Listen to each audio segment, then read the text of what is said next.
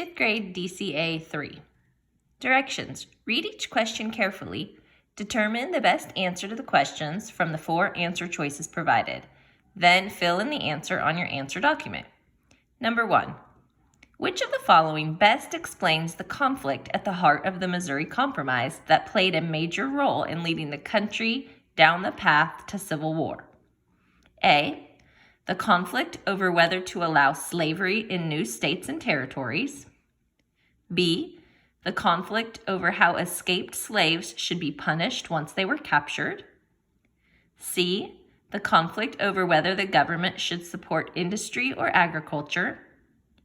D. The conflict over taxes on imported goods known as tariffs. In 1860, the man shown in the pictures below was elected President of the United States. Number 2. Which of the following best explains why his election was viewed negatively by the Southern states and helped lead to their decision to secede from the Union? A.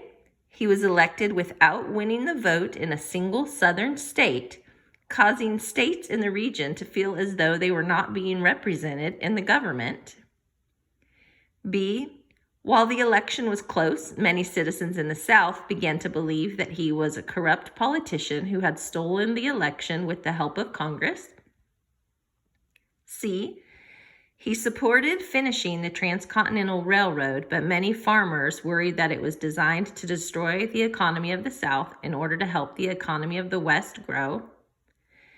D. He often discussed his view that Northern industry was the only thing keeping the U.S. economy strong during his campaign, and he supported higher taxes for Southern farmers.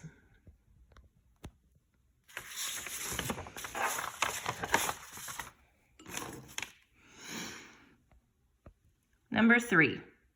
Which of the following best describes how the Civil War impacted the power of the federal government? A.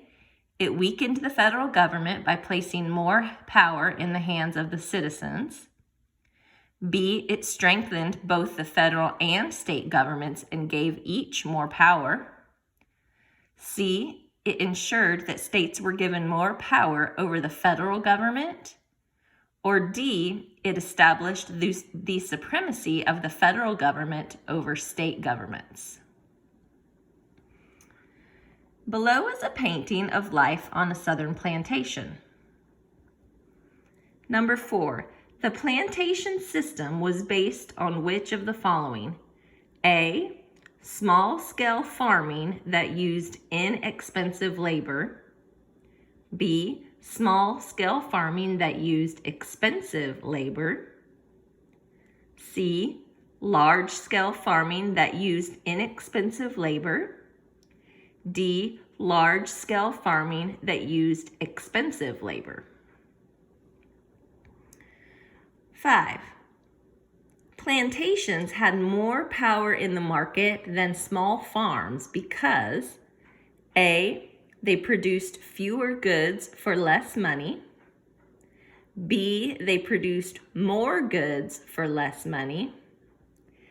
C. They hired skilled workers. D. They hired unskilled workers.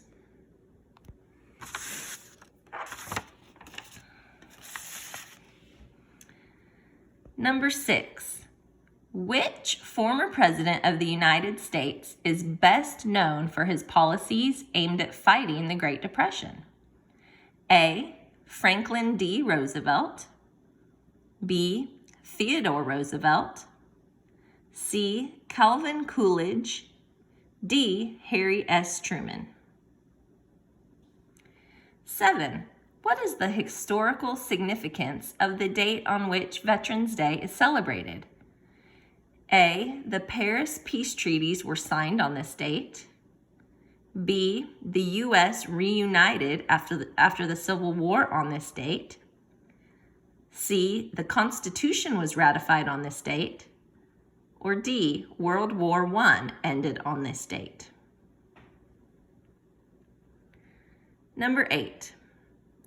The worldwide Great Depression began with A, a stock market crash, B, the end of World War I, C, the Dust Bowl on the North American prairies, D, the beginning of World War II. Number 9, how did Franklin D. Roosevelt help the U.S. recover from the Great Depression? A, he launched a war on poverty. B, he created a set of policies called the New Deal. C, he created the National Farm Workers Association. D, he initiated a Cold War against communist Russia.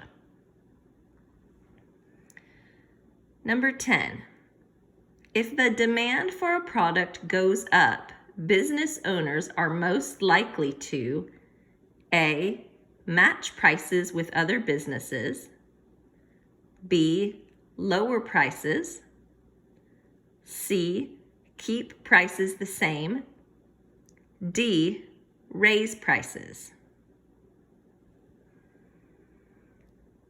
11. In factory towns where many workers can perform a job, workers' wages are likely to be low. This is because of which of the following? A, the demand for jobs is low. B, the supply of workers is higher than the demand for workers. C, the demand for jobs is always rising.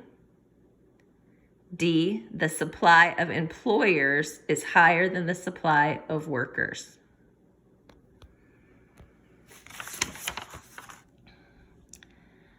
"12. If there is a severe drought that impacts farms, which of the following is likely to happen? A, farmers will have to rely on the government for loans. B, farmers will have to lower their prices in order to stay in business. C, farmers will have to find an additional supply of produce to sell. D, farmers will have to raise their prices in order to stay in business." Number 13. Susan B. Anthony was a pioneer in the movement for A, settlement housing for immigrants and the poor. B, ending the Cold War.